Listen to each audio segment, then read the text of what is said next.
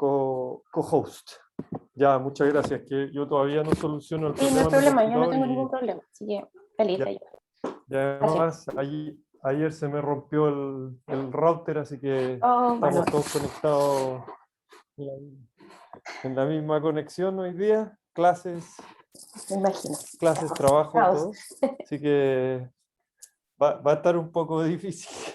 No te preocupes. Así que, por favor, ténganme paciencia si se desarma la conexión. Muchas gracias. Seguramente volveré inmediato. Ya, no, gracias a ti, Marcela, te pasaste. Entonces, bueno, aquí, ¿qué estamos viendo? Estamos viendo el número de afios en la colonia. Este es el control, si se quiere. Como les mencioné antes, a medida que pasa el tiempo, aumenta el número de afios porque se reproducen, ¿ya? En un periodo de tiempo, ¿ya? ¿Qué son los otros tratamientos donde sucede lo contrario? Donde empieza a disminuir. Bueno, son distintas combinaciones de enemigos naturales. Entonces, en el gráfico rojo es lo mismo que el control, más Eriopis chilensis, que es una chinita que come afio, ¿ya? Entonces, a esas jaulas, cuando alcanzaron los 100 y tanto promedio, ¿cierto? Se les puso una pareja de chinitas de esa especie. El tratamiento en verde es 2 especies de chinita, Hippodamia variegata y Eriopis connexa, o sea, perdón, y Eriopis chilensis. Y en el caso del azul es la otra especie de chinita, ¿ya? Entonces se ve el efecto de las chinitas, de las especies chinitas, cada una, ¿cierto? Individual, cada una por sí solo. Y, gracias, aceptaste. Y se ve el efecto de la combinación contra el control, que en el control uno esperaría que aumenta, ¿cierto? Todos los días aumenta el número de afios porque se reproducen, ¿cierto? De forma exponencial los afios, ¿ya? De hecho, tienen lo que se llama generaciones telescópicas, algunas especies de afio, al mismo tiempo que nace la hija, puede nacer la nieta, casi. Entonces, es una situación que hace que los agricultores no les guste mucho los afios. Entonces, bueno, todos entienden, ¿cierto? No tengo que explicar qué es un afio y qué son las chinitas, ¿cierto? Los coccinelles, ¿ya? Si no, me preguntan. Entonces, perdón, ¿cómo se llamaba la reproducción? Ejemplo. Disculpa, que yo no escuché. La reproducción, ¿Sí? La reproducción es asexual, pero... No, sí, pues, pero... el tipo de generación telescópica se llama, que digamos que pueden suceder inmediatamente, ¿cierto? Nace hija y nieta al mismo tiempo. Muchas gracias. No todas las especies de afio, y no siempre, pero se describe. Entonces, eso hace que aumente muy rápido. Entonces, yo en unos pocos días ven cómo aumentan las poblaciones promedio de afio en la jaula. ¿Ya? Entonces, bueno, este ejemplo lo vamos a seguir usando porque tiene... A ver si alguien se da cuenta. ¿Qué problema tiene en cuanto a la independencia de las réplicas? Ven ustedes. ¿Alguien se puede acordar de la clase de diseño experimental? ¿Qué problema de diseño, qué desafío del diseño tiene este experimento? Si yo estoy midiendo todos los días cómo aumentan las poblaciones de afio en una jaula o cómo disminuyen las poblaciones de afio en una jaula.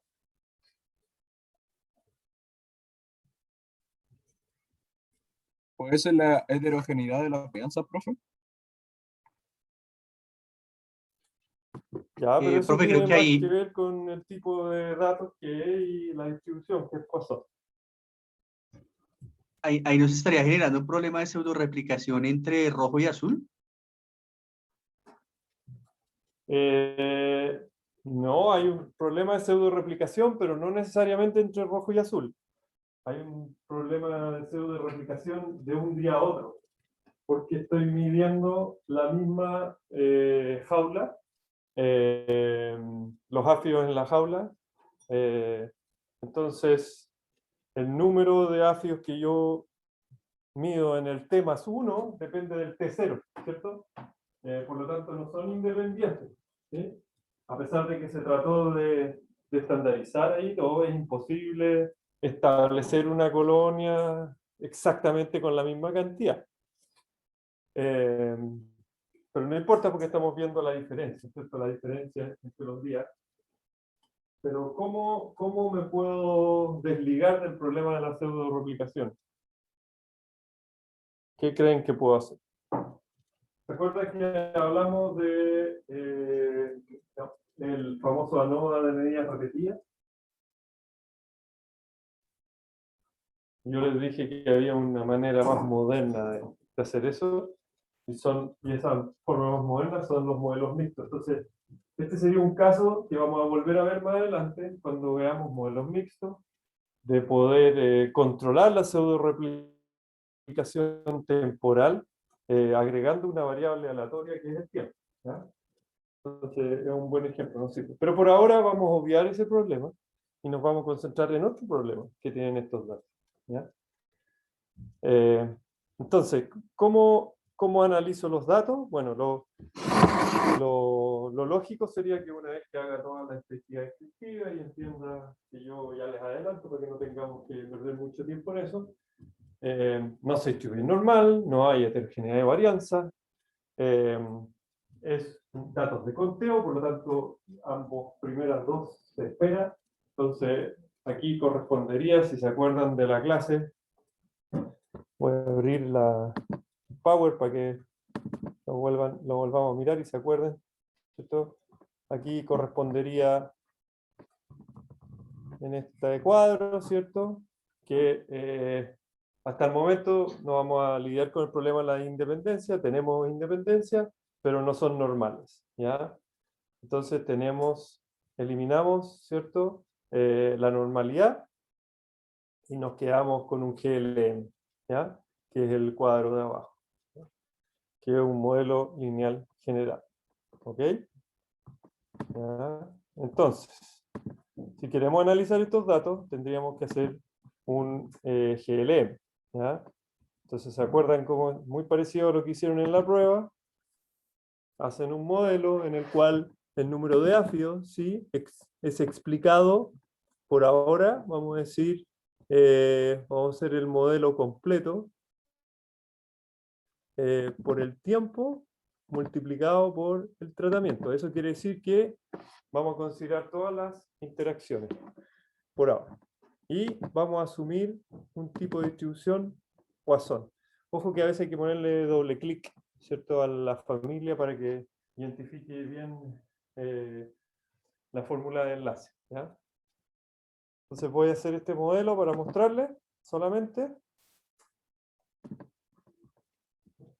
Sí, sobreescribir el modelo, no hay problema. ¿Y qué hice? Hasta acá. Ya. Ups. Ya, yo tengo un problema.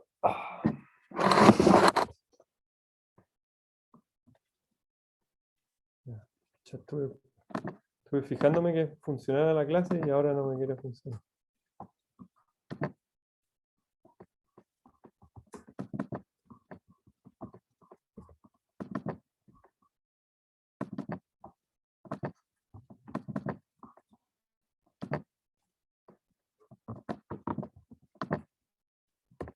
Ya, ahí está. Yo fui el del error. Ok, entonces aquí tengo un modelo. Es un modelo considerando todas las variables en el estudio, tanto las variables de tratamiento como el tiempo. ¿Ok? Y aquí está la salida con la tabla de covarianza, ¿cierto? De los deltas de los parámetros y los estimadores. Está la desviación residual, ¿sí? Que dijimos que es toda esa variabilidad que no es explicada por el modelo, y están los grados de libertad, ¿ya? Y tengo la IC. Ok, perfecto. ¿Cómo encuentran la diferencia que hay entre la desvianza residual y los grados de libertad? Esos números se parecen, están muy alejados.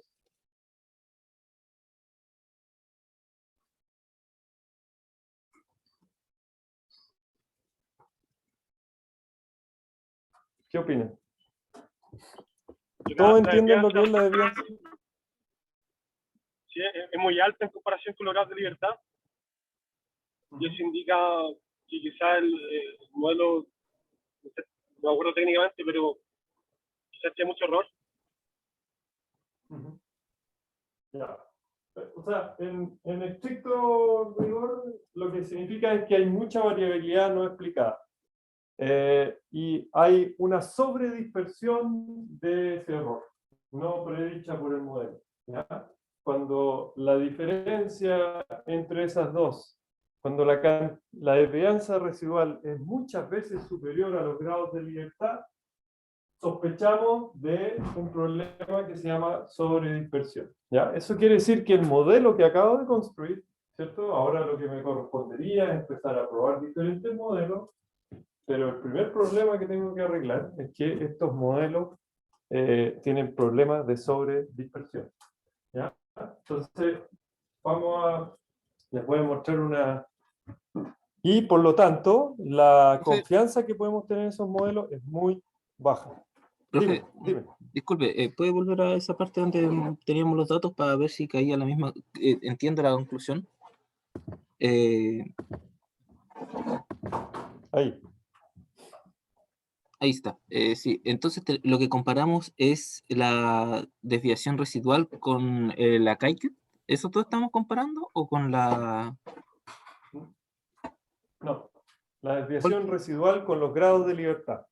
Ah, con los grados de libertad. Ya, a Mira, mayor... dice, claro, esta es la desvianza total, o sea, todo el error del modelo. ¿Ya? Y esta es la desvianza residual, la que no es explicada por el modelo. Y podemos ver que 2231.2 es la desvianza residual sobre 80 grados de libertad. Eso quiere decir que debería esto estar en una razón de 1 máximo. ¿Ya? Una razón de 1. O sea, deberíamos tener a lo más 80 de desvianza residual sobre 80 grados de libertad. O 2000 de desvianza residual sobre 2000 grados de libertad. Pero no tenemos 2000 grados de libertad en este caso. ¿Sí? Y espero que nunca tengamos un modelo con 2000 grados de libertad. Va a ser imposible hacer algo con ese modelo. Ya, entonces, esta es la primera sospecha de que anda algo mal.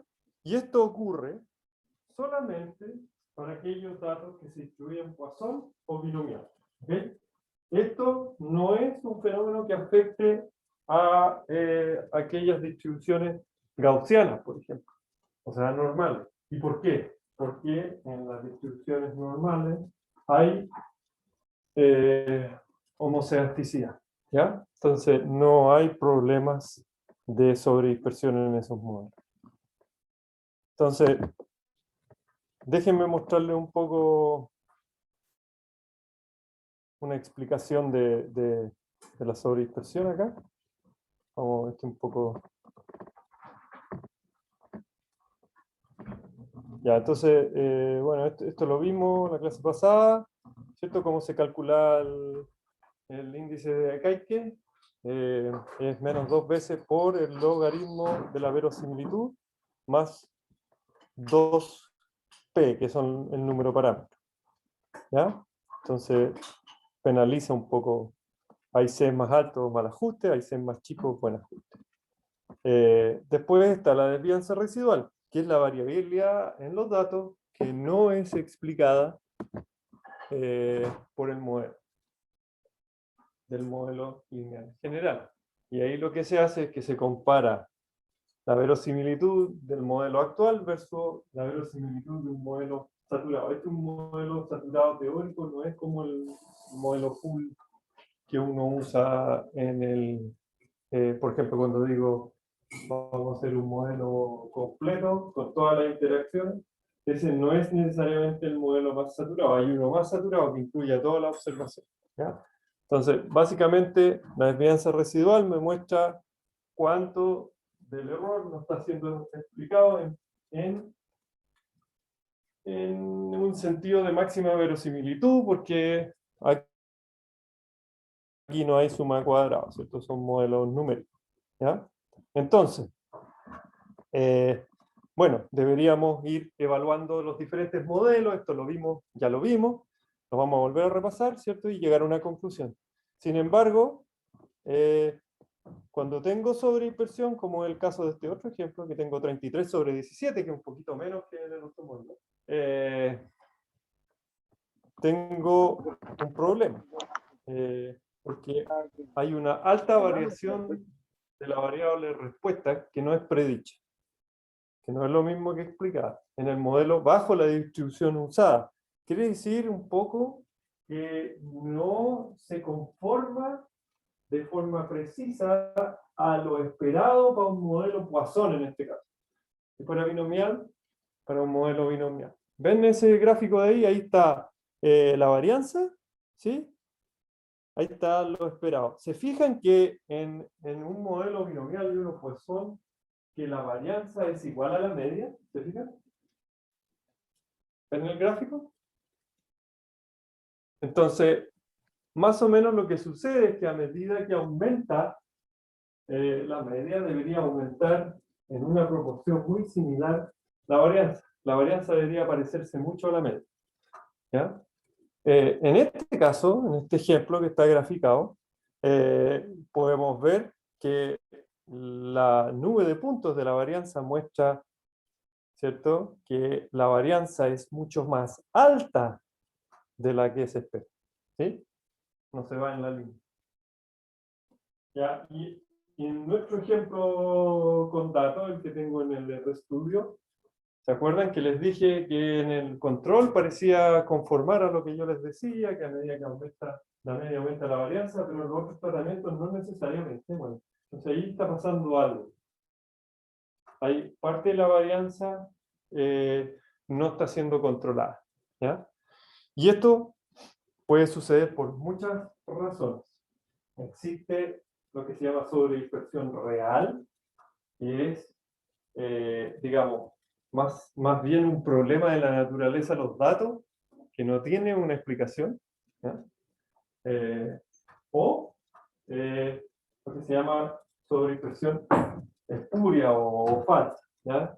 Que es cuando yo no he determinado de forma correcta los niveles del error. Entonces, cierto que yo les mencioné que podríamos tener un problema de pseudo-réplica.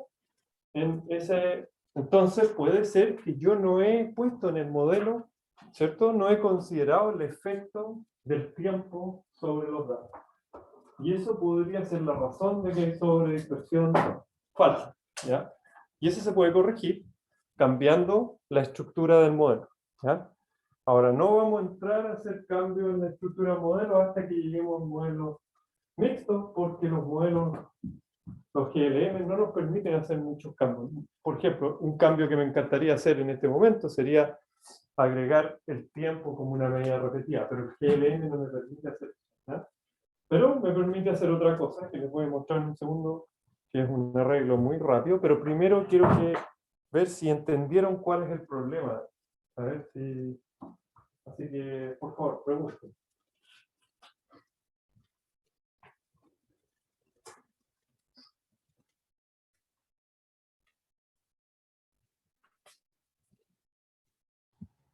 Si alguien me puede decir cuál es el problema de que mi modelo sobreestime la variabilidad real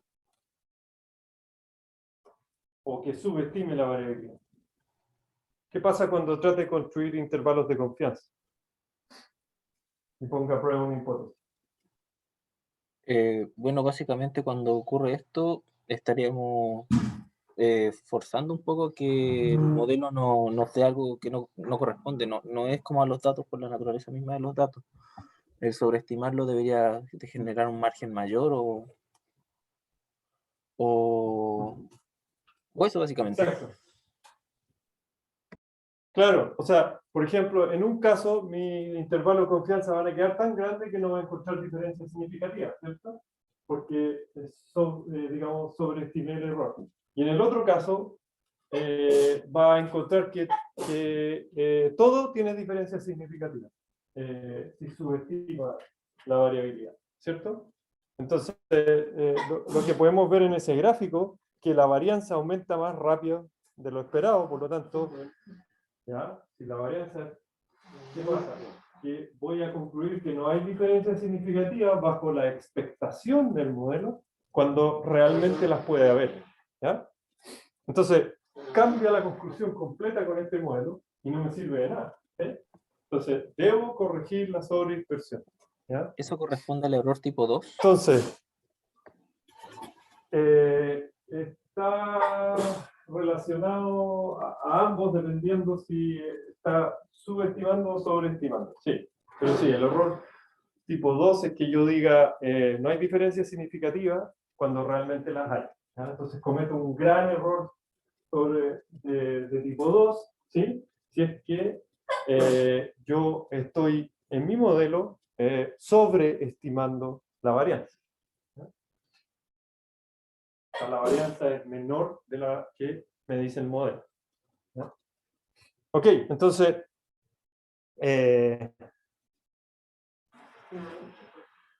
la estimación de los coeficientes no va a cambiar, por lo tanto voy a tener cuando haga un 2K, cuando vea el resumen de mi modelo en la nube, no voy a encontrar nada diferente. Entonces, esto hay que corregirlo porque obviamente no me sirve, ¿cierto? No puedo confiar en esto. ¿Y cómo más o menos puedo estimar si hay sobredispersión o no? De dos maneras. Una es a mano, dividiendo la varianza residual por el número de grados de libertad. Entonces, en el ejemplo anterior, a ver si alguien con la calculadora me puede dividir 2231 dividido por 80. En este caso, ¿cuál sería el D mayúscula? El parámetro de sobredispersión.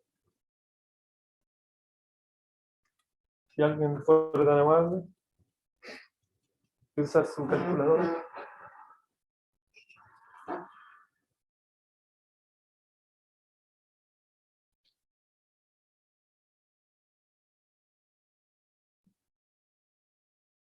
¿No? ¿Nadie? Estamos un poco participativos y ya estamos durmiendo.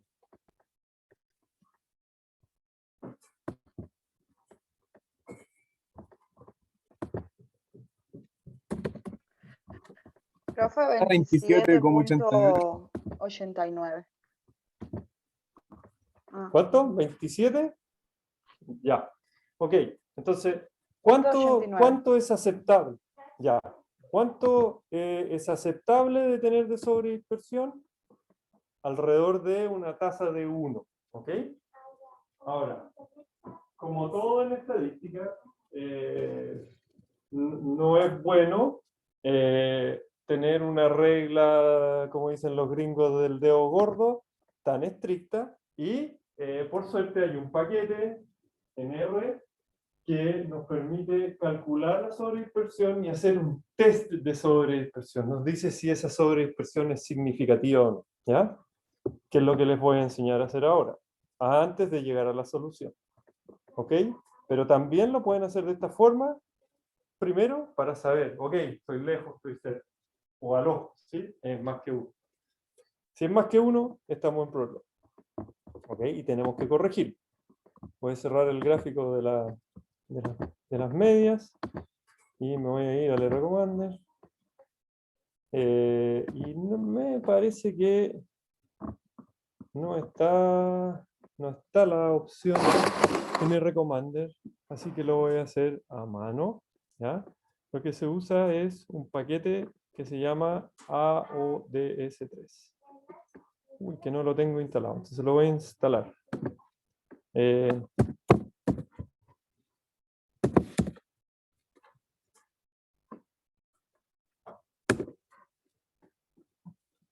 Esperemos que...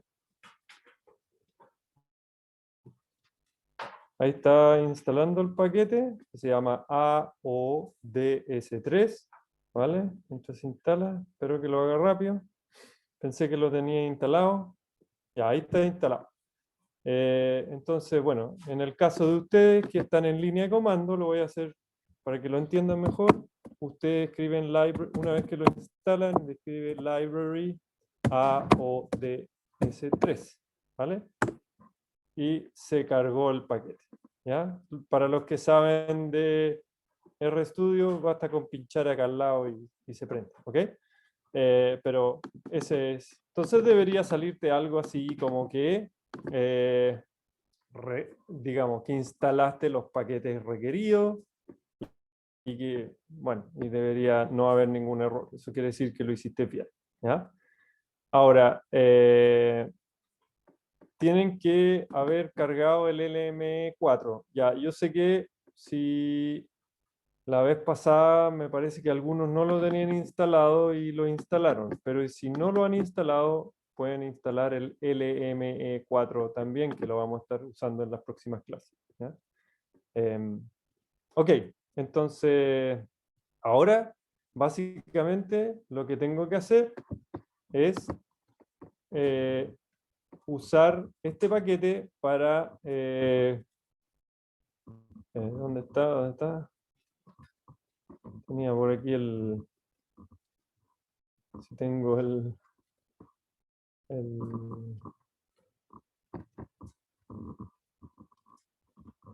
para no tener que... No, ya, lo voy a escribir. Escribo GOF y el nombre del modelo de la cual quiero calcular la sobredispersión. Y el modelo se llamaba, si mal no recuerdo, se llamaba GLM... Daré para arriba para no equivocarme. GLM2. ¿Cierto?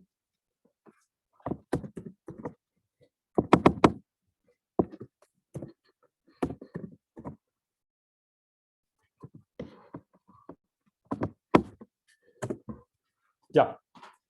¿Qué acaba de calcular? Acaba de calcular el test, ¿sí? De dos estadígrafos. Uno es el D, que es el parámetro de sobredispersión, y el otro, los cuadrados de Pearson, ¿ya? Que también es un test para ver GOF, que es Goodness of Fit, o sea, qué tan sobredispersos están con respecto a esos grados de libertad. Entonces ahí te dice, te da diferentes medidas los dos parámetros. Uno te puede dar significativo y el otro no, pero el test dice 0, o sea, quiere decir que la probabilidad de que haya sobredispersión es del 100%, ¿ya? O sea, tenemos un modelo sobredisperso, ¿ya? Y eso se nota a simple vista. Yo les dije que más o menos la tolerancia era una razón de 1 entre la crianza residual y los grados de libertad, ¿ya? Pero ahí a veces van a tener una razón de 1,2, 1,5, que puede ser, dependiendo de las medidas, ¿sí? Podría ser no significativo esa sobredispersión, ¿ya? Entonces, este test les permite ponerlo a prueba, ¿ya? Y así tener un test con el cual apoyar, tengo que o no tengo que solucionar los problemas de sobredispersión, ¿ya? Entonces, ¿hasta aquí tienen dudas? Profe, ¿pudieras repetir un momentico de nuevo el parámetro X2, que es lo que nos da en la salida? Ya, sí. X2 se llama cuadrados de Pearson, ¿ya? Y D es el parámetro de sobredispersión. Los dos son parámetros de sobredispersión, ambos dos. Las dos son dos tests para ver si la sobredispersión es significativa, ¿ya? Si el P es significativo, quiere decir que rechazamos la hipótesis de que no hay sobredispersión. La hipótesis de nulidad es que no hay sobredispersión. Y eso quiere decir que la razón entre las dos es más o menos equitativa de 1. ¿Okay? En este caso, rechazamos la hipótesis, por lo tanto hay sobredispersión, ¿sí? Es 0 el P, el valor P, 0 en ambos test, tanto en el test del parámetro de sobredispersión como el de los cuadrados de Pearson. ¿Perfecto? Sí, profe, gracias. Ya. Entonces, antes de empezar a comparar modelos, ¿ya? Tenemos que solucionar este problemita que ya dijimos que está más que justificado, que hay sobredispersión. Lo vieron a simple vista, ya sospechaban algo cuando miraron el gráfico de las medias, yo creo. Se puede ya ver algo, yo al menos sospechaba, ¿cierto? Les mencioné, y tuvimos un test para ponerlo a prueba. Entonces, ahora, ¿qué vamos a hacer? Bueno, cuando tengo un GLM, vamos a asumir que está bien la estructura del error, no tenemos posibilidad en un GLM de agregar factores aleatorios que nos pueden ayudar a la estructura del error, ¿ya? Solamente tenemos la posibilidad de intercalar factores fijos, ¿ya? Entonces, por ahora la solución es súper fácil, súper fácil. Yo Profe, voy aquí y vuelvo a hacer el... Dígame. una consulta pequeña. ¿Este modelo solamente evalúa cuando hay sobredispersión o también evalúa cuando hay, bueno, en caso contrario, una ¿Cuál subestimación? modelo? O sea, ¿Cuál modelo? no, estos dos maneras de obtener si hay sobredispersión de los datos. Los parámetros, no, se llaman parámetros de sobredispersión. Lo único que miden es la sobredispersión. Ah, ya, perfecto. Y una vez que tienes sobredispersión, estás obligado a repararla, ¿ya? ¿Por qué? Porque puedes terminar, y eso depende de la naturaleza de tus datos, puedes terminar construyendo y con un alto error tipo 2, como mencionaste, ¿cierto? Ya, entonces, en este caso, ¿cuál es la solución en un GLM? Es súper fácil, pero tengo que saber primero, todo esto que hicimos era identificar el problema, ¿ya? Porque los GLM me permiten generar lo que se llama una distribución quasi-Poisson, ¿ya? Una distribución quasi-Poisson es un modelo que se autocorrige con el problema de sobredispersión. Pero ojo, después vamos a ver que hay un problema con elegir esto, ¿ya? Pero lo vamos a ver en la clase de modelo mixto, y ahí yo les voy a mostrar que hay otra manera que es más correcta para solucionar esto cuando tengo la posibilidad de hacer un modelo mixto. Ok, pero supónganse que no tengo la posibilidad de hacer un modelo mixto, o no tengo más variables ni factores aleatorios para que me lo van a entender mejor cuando veamos la clase de modelos mixtos. Supónganse que hasta aquí nomás llego, o este es mi conocimiento, bueno, yo voy y elijo quasi-Poisson. ¿Por qué no cuasi-binomial? Porque eso no tendría sentido, ¿sí? Porque estamos hablando de conteo, por lo tanto no estamos hablando de valores entre 0 y 1, sino que estamos hablando de valores entre 0 y infinito, pero enteros, ¿ya? Que son el número de AFI. Entonces vamos a elegir quasi-Poisson, ¿ya? Y volvemos a hacer el modelo. Y me dice sobreescribir, sí, porque es verdad que ya hice esta clase, entonces... Entonces ahí está la salida del modelo. ¿Qué pasa ahora que no hay AIC? ¿Ya? No tengo AIC de un modelo quasi. ¿Por qué no lo puede calcular? No lo puede calcular porque, ¿cierto? Está tomando en cuenta la corrección de la residualidad en el modelo, es un parámetro en el modelo, por lo tanto, no puedo usar ese mismo parámetro para ver el ajuste del modelo. ¿Ya? Y aquí viene parte del problema.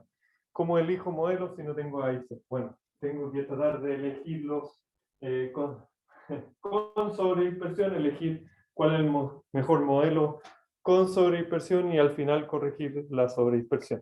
Es la única solución en este caso, ¿ya? Con modelo mixto vamos a ver que es un poco más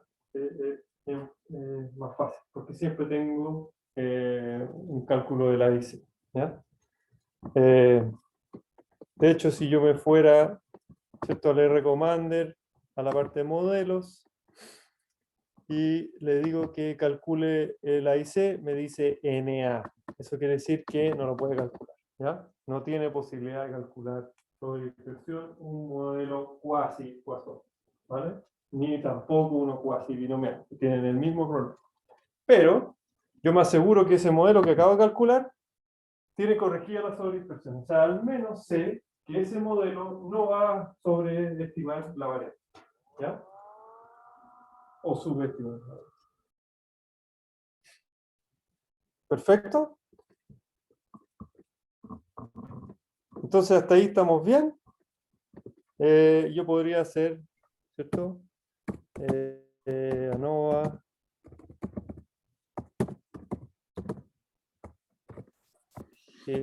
GLM.3. ¿Ya? Y ahí tengo, todo es significativo. Tiempo, tratamiento, tiempo, tratamiento. El gráfico eso parece. Me pregunto usted, ¿cuál fue la diferencia a lo mejor con el modelo anterior? Probablemente no mucho. ¿Ya? ¿Dónde está la diferencia? Fíjense en los parámetros. ¿Ven los parámetros estimados?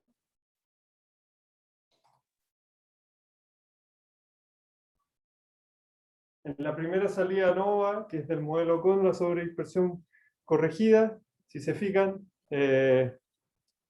la residualidad, ¿cierto? Está corregida, ¿ya? Es mucho más pequeña que la residualidad del segundo modelo que tiene sobredispersión. ¿Se fijan? ¿Lo pueden ver? Es donde dice LR chip, ¿cierto?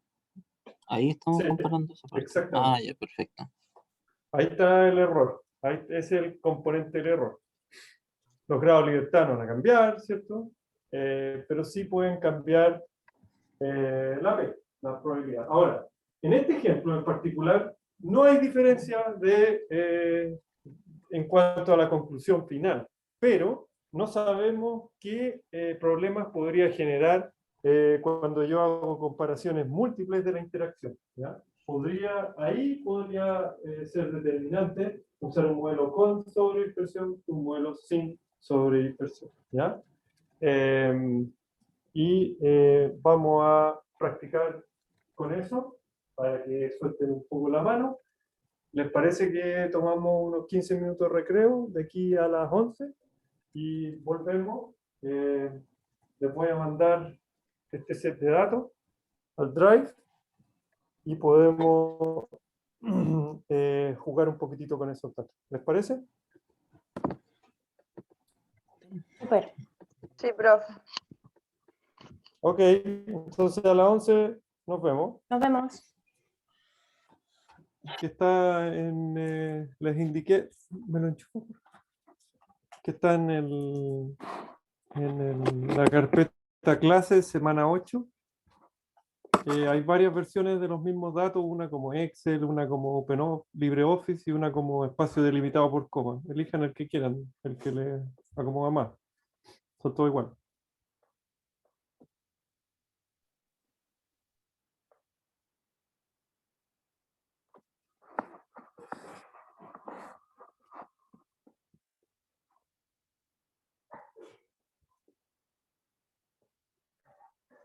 Ok, estuve en el recreo, estuve revisando y a pesar de que no puedes calcular el AIC de los modelos con sobredispersión, sí puedes comparar dos modelos que tienen la misma estructura de error.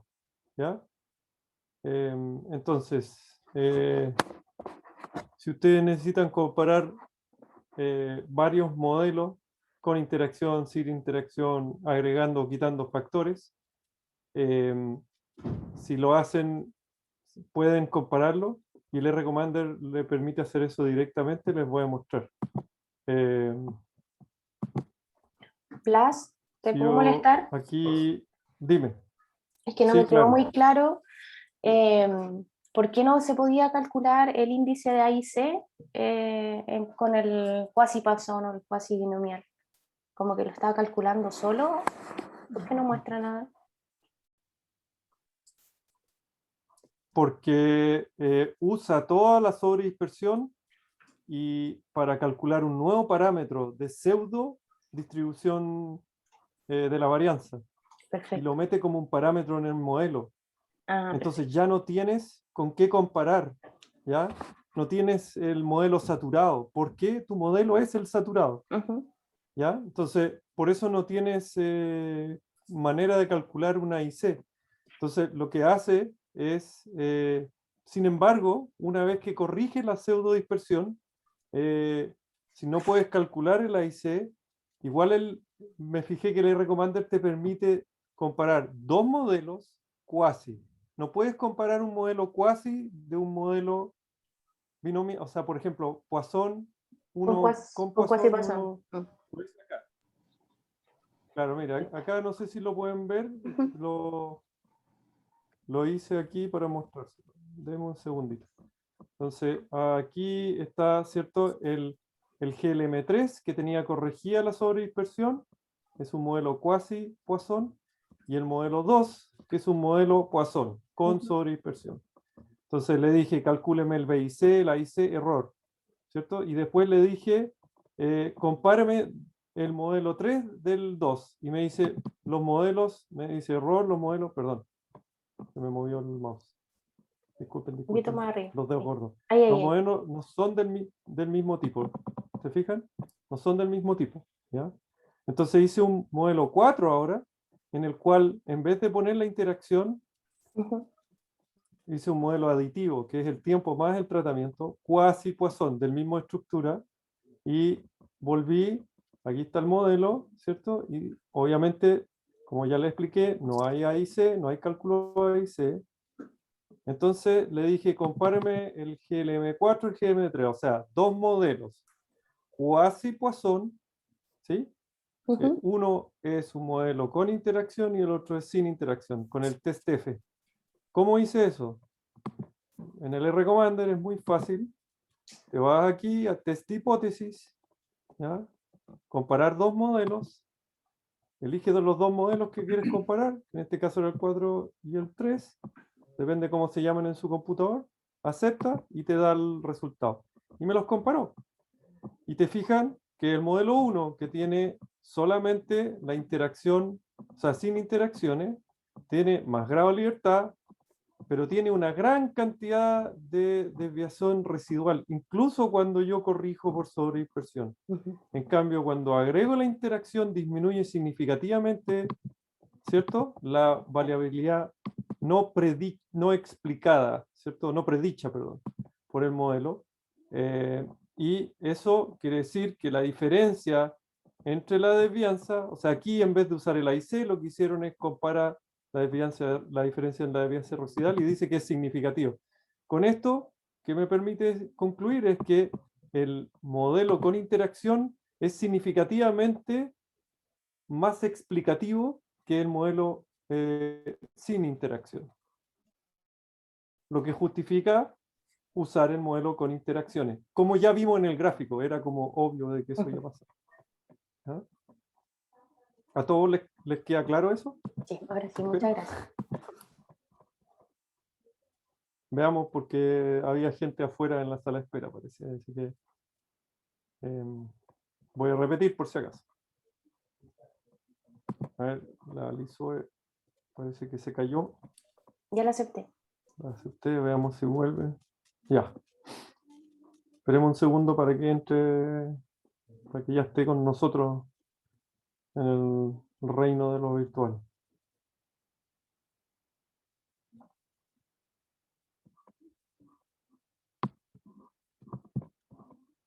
Todavía no puede entrar, parece.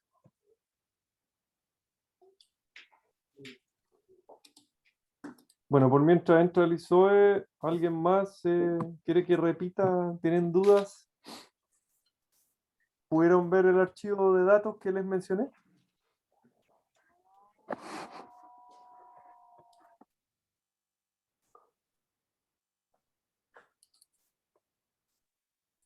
Sí, Bueno, profe. entonces, repito otra vez.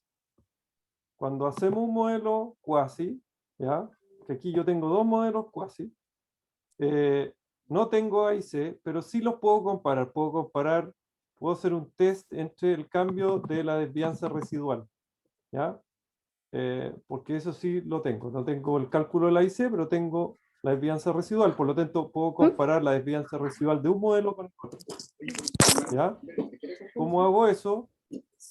O uso la línea comando, que este es el código, o me voy aquí a modelos, test de hipótesis, comparar dos modelos, y aquí es importante que escoja dos modelos quasi-Poisson, no un modelo quasi y un modelo Poisson. No puedo comparar ese tipo de modelos, pero uno quasi con otro quasi sí puedo, ¿ya?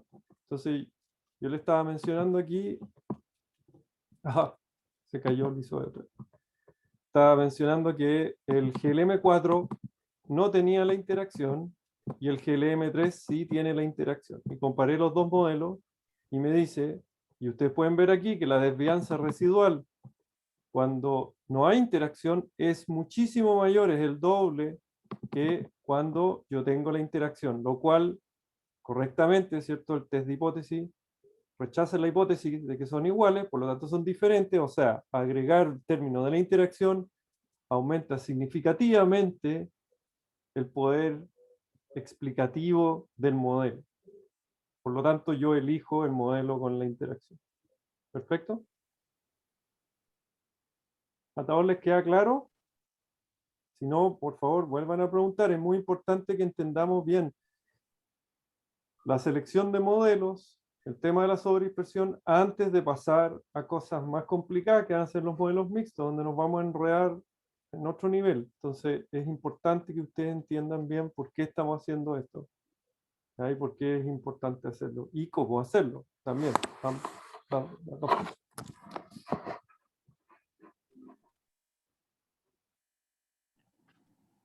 ¿Sí? Profe, ¿No hay dudas? Dígame. déjeme preguntarle, profe. A ver, a mí me queda claro hasta ahí la comparación de los dos modelos, pero aunque el segundo Ya. modelo, en comparación con el primero, o sea, de la interacción, en comparación con el primero, tiene, o sea, aumenta el poder, como usted dijo, explicativo, aún así muestra una sobredispersión. Puedo, No, sea, una vez que ¿no? tú, una vez que tú eliges cuasi binomial, se arregla la Ajá. sobredispersión. Ahora, si tú a ese modelo le haces GOF, te va a calcular que tiene sobredispersión. ¿Ya? Pero Ya. entonces, no sé, una vez que escribes cuasi, ya, lo arreglas. No lo compruebes haciendo, Ah, ¿cierto? ya. Que haciendo esto, GOF, porque si lo hago, mira, hagamos la prueba, si lo hago me va a decir que hay sobredispersión, porque se está basando en el modelo que no está corregido, ¿ya? No hay forma, no puede calcular, no sé muy bien por qué, pero Pero claro, ve si yo Matilde, pongo ¿o eso, no? claro, me dice que ¿Es hay que usted por si ahí no hace caso, hija? Claro, ya. Aquí le dijo O sea, una claramente. vez que entonces ya yo escriba quasi Poisson, ya entonces él corrige, se autocorrige. Sí, Ya. sí. ¿Ok? Se autocorrige y usa toda la variabilidad y por eso dijimos que no podía calcular Ya, la IC. gracias. Pero todavía tengo la desvianza residual de los modelos y esas dos las puedo comparar y me sirve para poder, ¿cierto?, concluir de que un modelo es mucho mejor que el otro. Y tiene Ya. sentido también, ojo, siempre usen su intuición de biólogos, agrónomos de las ciencias biológicas. Yo al mirar el gráfico, me parece lógico, ¿sí? Miremos el gráfico de nuevo, me parece muy lógico incorporar una interacción, porque claramente, ¿sí?, en eso, el control sí debería ser completamente distinto a los tratamientos, ¿sí? Entonces, el tiempo y el número de áfidos varía dependiendo del tratamiento. Entonces, es claramente un gráfico de interacción. Incluso entre tratamientos, digamos, no control, hay un cambio bastante significativo en la pendiente de esas curvas predichas, ¿cierto? Fíjense el verde que es el uso de dos organismos para remover pulgones, claramente llega, de hecho llega a cero, ¿ya? Se comen todo, no queda nada. Entonces no es lo mismo que el que le sigue, ¿cierto? Que es Hipodamia variegata solo, que quedan alrededor de 30 áfidos vivos. O sea, claramente hay una diferencia y nadie me podría decir que no hay una interacción. Entonces, usen su intuición también, ¿no?, cuando hagan análisis estadístico. Su Profe, intuición de una, especialista en lo que están haciendo. Dígame. Claro, una consulta. Va más que nada un poco como este fue un modelo en donde estamos viendo su comportamiento en el tiempo, fue porque, digo, se vio obligado a hacer los tratamientos, digo, a comparar el tiempo con los tratamientos, ¿cierto? Porque si usted quisiera verlo por entre tratamientos, tomaría básicamente con entre los factores que son, que lo componen el tratamiento, ¿no? O tomaría los tratamientos igual. O sea, digamos que eligió un solo día. Un Es que solo día y compara ese en día. este caso, claro, sí, eso también es una posibilidad, y es lo que finalmente hice yo para comparar esto, porque, pero no quería entrar a explicar eso, pero en general a mí me interesa el resultado final, ¿cierto? ¿Cuántos Ujú. afíos quedan al final de todos los días? No me interesa tanto el cambio en los días. Entonces yo podría eliminar el factor tiempo, usar el dato final que queda, ¿cierto? O la diferencia entre el inicio y el final también podría ser. ¿Cuánto disminuye? Pero en este caso me interesa el que queda con cero, mucho, y podría ser un solo factor que es el tratamiento. ¿Ya? Eh, y, y claro, es un factor experimental porque tengo, digamos, todas las posibilidades. Además, hay algo más que les debo explicar. En este experimento lo que se hace es que se mantiene la densidad entre presas y depredadores constante. Entonces, en aquellos tratamientos eh, donde hay dos organismos, hay dos de cada uno. Y en el que hay uno, hay cuatro. ¿Se fija? Entonces se mantiene la densidad entre presas, porque obviamente si no, no podría ser comparado. Eh, entonces, en ese sentido, no es un factor, mi tratamiento no es un factor perfecto, pero es un factor bastante equilibrado. ¿Ya? No hay otra posibilidad, no hay otra posibilidad, no hay otro nivel, si se quiere. ¿Ya? Ok, Que se me haya gracias. olvidado. ¿Ok? Pero puede ser diferente cuando ustedes lo hagan, ¿cierto?, con otros par de factores. Lo importante es que no habíamos trabajado con pares factores y no habíamos hecho tampoco, que es lo que quiero que hagan ahora, una comparación múltiple de un factor de una interacción. ¿Ya? Hemos visto solamente comparaciones múltiples, Tukey, de factores individuales. ¿Cómo hago el factor de una interacción?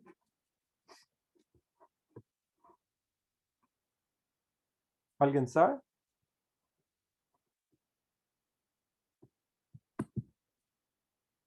No es llegar y poner cada uno como factor, ah, tal cual, no da la opción. No, no. El Recommender no te deja. Ah, no, que no es tan maravilloso. Sí, sí, es maravilloso. Lo que pasa, lo hace por una razón. Mira, entonces voy a llamar el paquete que usamos para hacer. Bueno, espero que todos puedan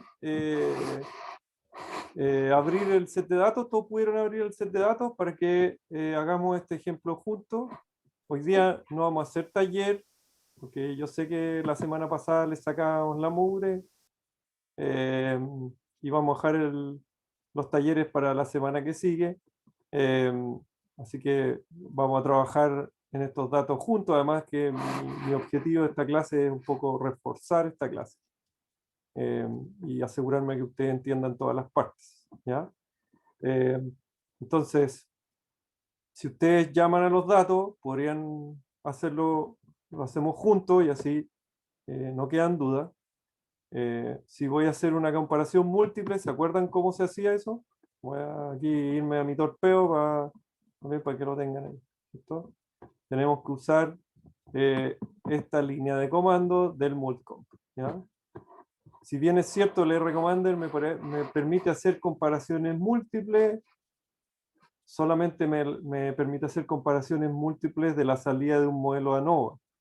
¿Ya? Sin embargo, el paquete multcomp te permite hacer comparaciones múltiples de cualquier tipo de modelo, incluso aquellos que no hemos hablado hoy en día. Entonces te permite hacer comparaciones de modelos GLM, GLMM, análisis de sobrevivencia, un montón de cosas. ¿Ya? El multcomp está hecho para hacer comparaciones múltiples de cualquier modelo. Por eso yo tengo que especificar el modelo. Entonces, ¿se acuerdan que para poder hacer esto, nosotros teníamos que generar una comparación, ¿ya? Entonces vamos a llamarla comquasi la una, ¿ya? Entonces, el modelo que vamos a usar, ¿cuál modelo vamos a escoger? ¿Cuál de los dos GLM vamos a usar? De la interacción, ¿no? El cuasi Poisson. El de la interacción, ¿cierto? Y ese era el número 3, Tres. ¿ya? El de la interacción, 3, ¿cierto? Con la corrección de la pseudo-replicación. Aquí la variable a comparar no es planta. ¿Cuál es? ¿Cuál es la interacción? ¿Cómo puedo hacer una variable de interacción? ¿Serían los tratamientos? Ya, si hago los tratamientos, ¿qué pasa? ¿Qué voy a comparar? Entre los tratamientos. Vamos a mirar aquí, visualizar el conjunto de datos. Si yo elijo tratamiento, me va a hacer una comparación postdoc solamente de un factor, que es el tratamiento, pero no el tiempo. Entonces lo voy a hacer solamente para que vean la diferencia, ¿ya? Si yo pongo tratamiento, ¿ya? Me faltó, siempre me faltó. ¿Ya? Entonces, ¿qué pasa? Que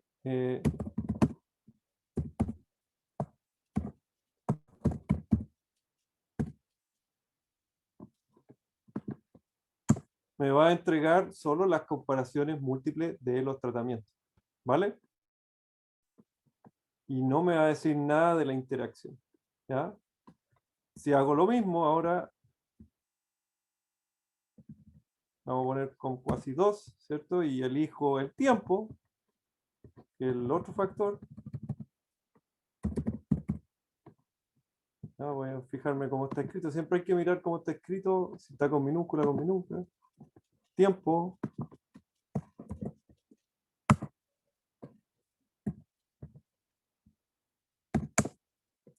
Me va a comparar los tiempos, ¿ya? Ok, entonces, ¿qué pasa? Que yo sé que la interacción es significativa. Bueno, desde el punto de vista de un modelo, una interacción es un nuevo factor, ¿ya? Y yo le puedo indicar, ¿cierto? Fácilmente que es un nuevo factor.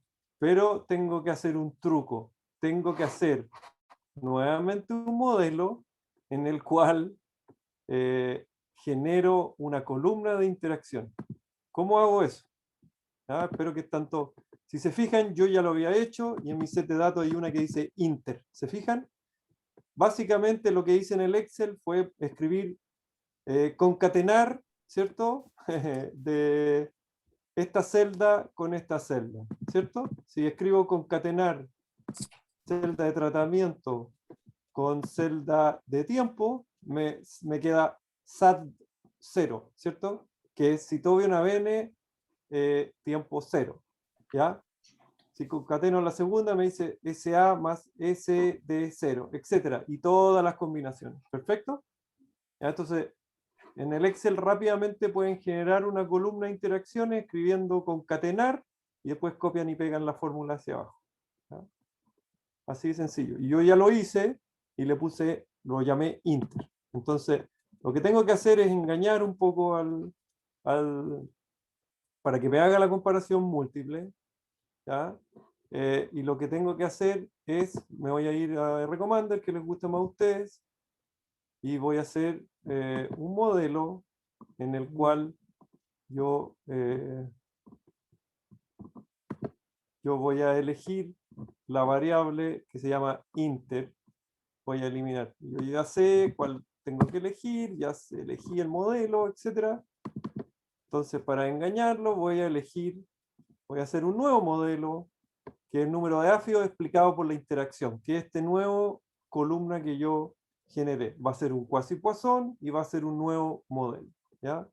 Para no enredarme aquí con los números, le voy a poner GLM inter, ¿ya? Entonces yo tengo este nuevo modelo que se llama GLM inter. Ahora, Lo hice no para evaluarlo, no para hacerle ANOVA, nada. No lo voy a pescar. Lo hice solamente para que me haga la comparación múltiple. ¿Perfecto? Entonces, ahí está el modelo. Ahora lo tengo. Y ahora hago la comparación múltiple. ¿Cómo lo hago? Bueno, igual como antes. ¿Cierto? La diferencia es que aquí pongo el GLM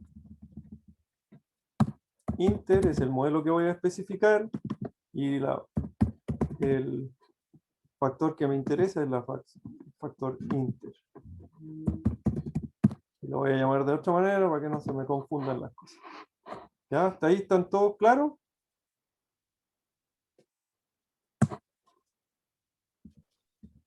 Sí, Profesor, ok. ¿podría volver a mostrar cómo hizo el último modelo, por favor? Ni un problema. Muchas gracias.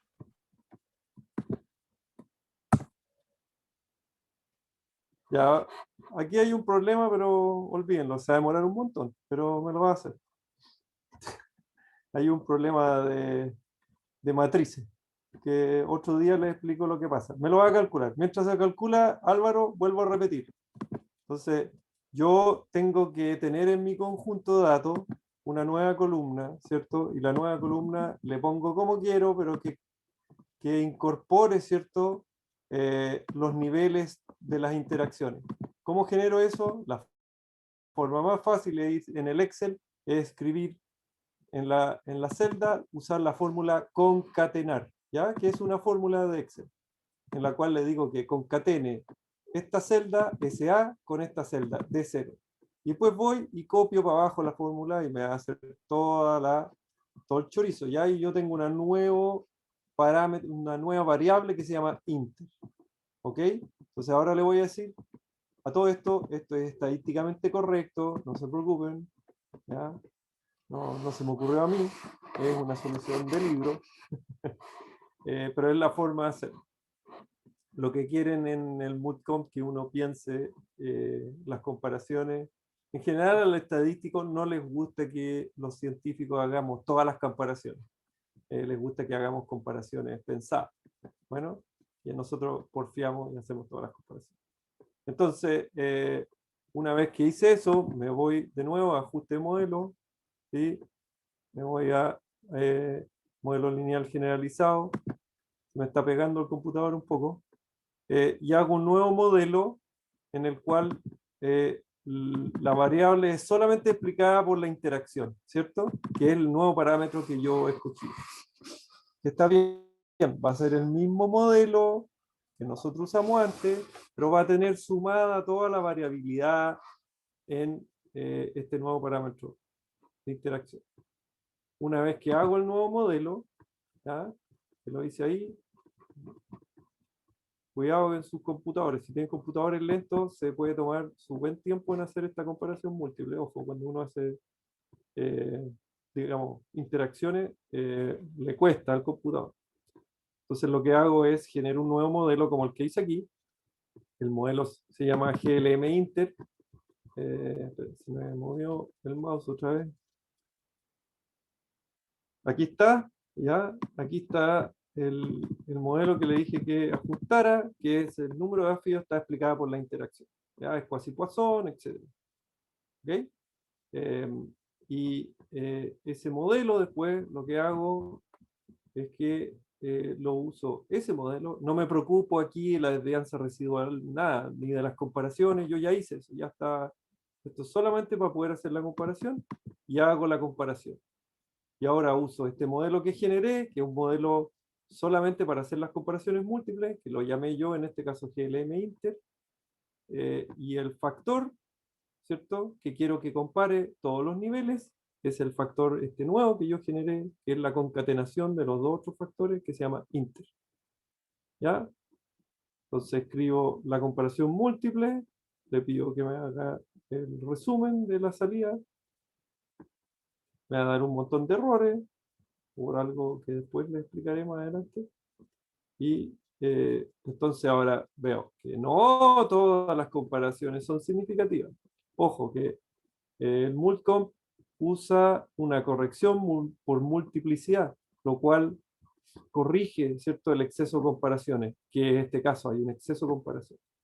Y aquí me dice, ¿cierto?, cuáles son diferentes. Entonces, este en el día 2 es distinto a este del día 0, etc. ¿Ya? No todos son diferentes. Y en este es un caso muy complejo para ordenar las letras. Entonces aquí acuérdense del CLD, ¿sí? ¿Cómo era? O así.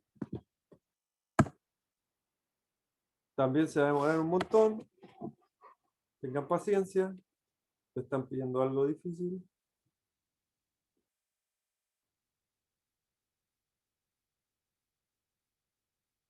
Básicamente lo que está sucediendo aquí es que hay un problema matrices. Hay días que se parecen mucho.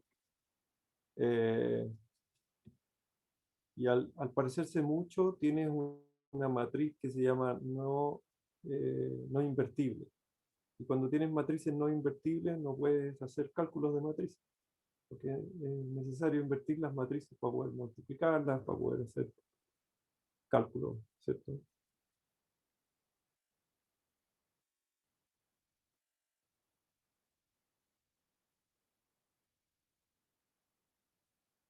Vamos a ver que termine finalmente de darme todos los errores por cada cálculo.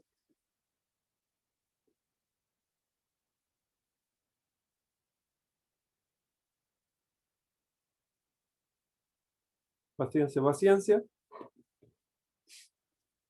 Este set de datos lo vengo usando hace años porque tiene todos los problemas habidos por haber y sirve para varias clases.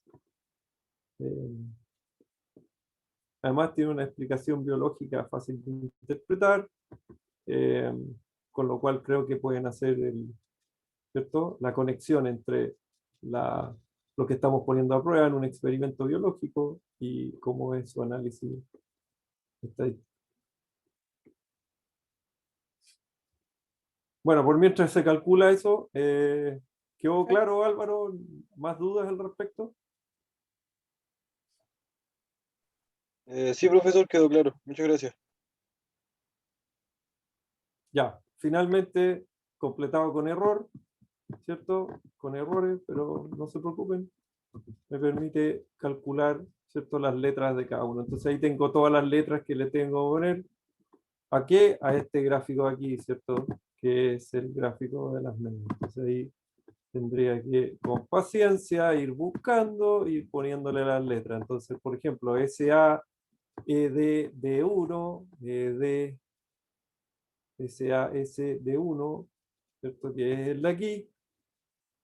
El rojo del día 1, este. A este le tendría que poner AB, ¿sí? Y así sucesivamente. SA D4, de aquí, es el B, ¿ya? Letra B, estadísticamente significativo. De varios, pero no de todos. ¿Ok? Entonces, ahí está un poco la resolución de un problema que es bastante más complejo, ¿cierto?, de lo que hemos visto hasta ahora.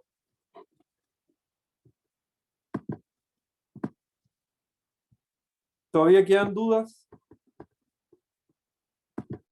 ¿Preguntas?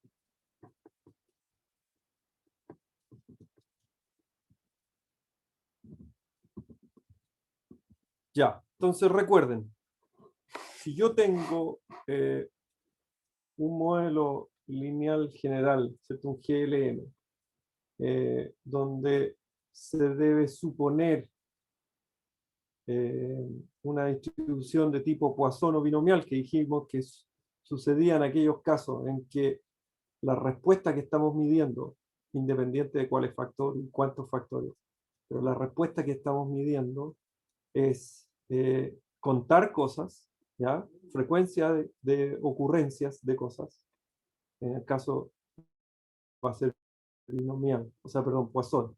O en el caso que son proporciones o porcentajes, que se expresan en proporciones, que es binomial, yo tengo el peligro de que la variabilidad, lo que se espera, ¿cierto?, del modelo o del supuesto de distribución de los errores no es acorde con la varianza que se observa de los datos, o sea, que es un problema de mi muestra, ¿ya?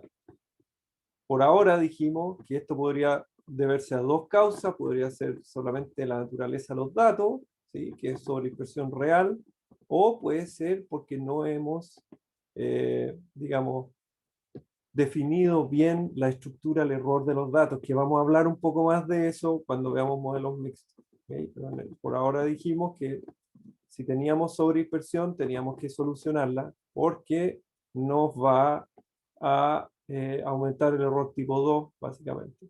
¿Ya? Va a esperar errores mucho más altas de las reales, en este caso. ¿Ya? Hay dos maneras de medir la sobredispersión. Uno es con el parámetro de sobredispersión escalar, ¿sí? Que es el cálculo de la desvianza residual dividido por los grados de libertad de la residualidad, que se obtiene cuando viene la salida de un modelo cualquiera, un GLM, ¿cierto? Dice desvianza residual 33.2, con 17 grados de libertad. Y puedo obtener esto. O con mayor precisión puedo usar el GOF, ¿cierto? Del paquete AODS3, en el cual me hace un test de hipótesis y me usa no solamente el parámetro de dispersión D, sino que también calcula los residuales de Pearson para estimar si la sobredispersión es de tipo significativa. Si es significativa, tengo que corregirla. Si tengo un GLM, tengo la posibilidad de usar un supuesto de distribución sacado desde los datos mismos, llamado cuasi binomial o cuasi Poisson, ¿ya? Que son modelos de cuasi verosimilitud, ¿ya? Entonces, no es verosimilitud, es cuasi verosimilitud más flexible. Por lo tanto, no puedo calcular el AIC porque el AIC está basado en la verosimilitud, no en la cuasi verosimilitud, ¿ya? Entonces, eso me permite mejorar la estimación de los intervalos de confianza alrededor de la línea debido a la corrección. Aquí hay un ejemplo, ¿ya? Esto es antes de corregir, ¿ya? Y esto es después de corregir. Entonces, si ven, está mejor estimado los intervalos de confianza. Ay, perdón, disculpe. COVID, ya, la alergia. Entonces, cuando usamos un modelo controlado de sobredispersión, un modelo de cuasi verosimilitud, no de verosimilitud, no puedo estimar el AIC, pero vimos que igual podíamos comparar las desvianzas residuales entre dos modelos y podíamos igual hacer la selección de modelos, ¿ya? Que es lo que ya hablamos antes, ¿vale?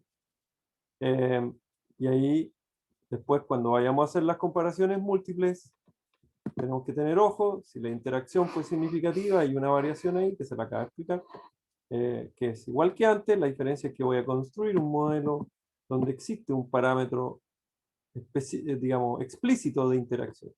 Y voy a usar un modelo simplificado donde hay un único parámetro de interacción para poder, ¿cierto?, hacer las comparaciones múltiples. ¿Ya? Ok. ¿Alguna duda?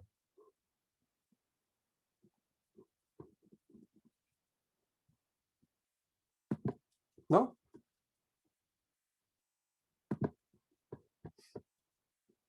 Ya, yo pienso que podemos quedar hasta aquí, a no ser que quieran más ejemplos o quieran mostrarme. ¿A todos les resultó hacer la comparación múltiple? ¿O se les quedó pegado al computador?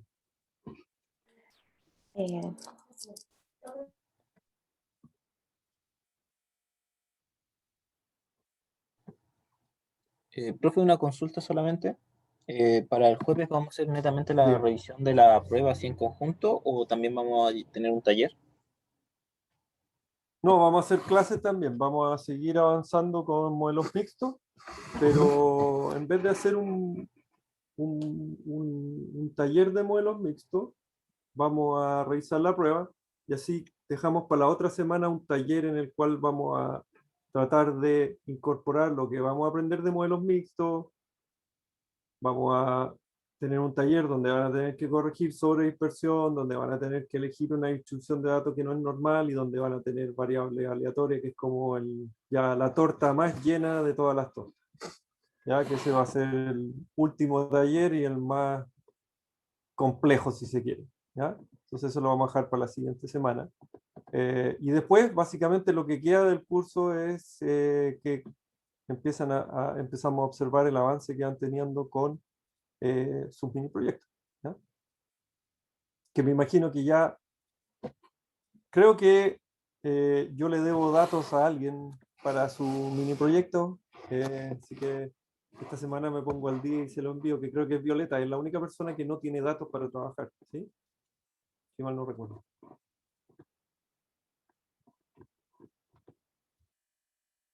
Que Violeta no está, se cayó, parece, su conexión. Pero yo después me comunico con ella. Sí, Violeta me dijo que tenía mala conexión, nos dijo a todos en la mañana tempranito que tenía mala conexión Sí. si podíamos grabar la clase, así que por eso no está. Sí, no, sí, me contó, no hay problema. Ya, entonces, bueno, si no hay duda, va a terminar un poco antes la clase y así pueden procesar todo lo que vieron hoy día, que no es poco. Y si tienen dudas, podemos volver a verla el jueves, porque la idea es continuar un poco en la misma línea, pero ahora mostrándole ejemplos de modelos mixtos. ¿Ya? Así que nos vemos el jueves en la tarde. Profe Blas, Muchas Muchas gracias, gracias. Marcela, por... Sí, le subo el tiro la clase, se demora un poquito, pero hoy día mismo va a estar arriba, ¿ya? Les aviso. Muchas gracias, Marcelo. Dime, Carlos, ¿me querías preguntar algo? sí, profe, discúlpeme. Es que no he recibido la confirmación del recibido de la prueba por email, entonces quería pedirle si es necesario que se la vuelva a enviar. No, te puse acuse de recibo, marqué, porque tu correo venía con un acuse de recibo. Ya, Bueno, no te llegó a lo mejor un correo diciendo... Ya, pero sí, exactamente. recibí tu prueba, no te preocupes. Sí, Muchas gracias, muy amable. Discúlpeme la sí. molestia. Creo que no hay problema. Si otras personas tienen dudas y recibí su prueba, también me puede escribir y preguntar. Hay varios que me preguntaron. Me demoré un poco en revisar todos los correos que tenía el viernes y recién ayer en la mañana estuve enviando las confirmaciones de recepción de la prueba. Así que me disculpan. Pero creo que Profe, tengo todas las pruebas. yo le mandé mal el correo, o sea, anoté mal su correo. Y me llegó un correo que rebotó la prueba, pero se la volví a reenviar hoy. No me había dado cuenta. ¿Le llegó? Sí, pero la primera vez me llegó, me parece que me llegó. A ver, deme un segundito, voy a abrir la carpeta donde guardé todas las pruebas.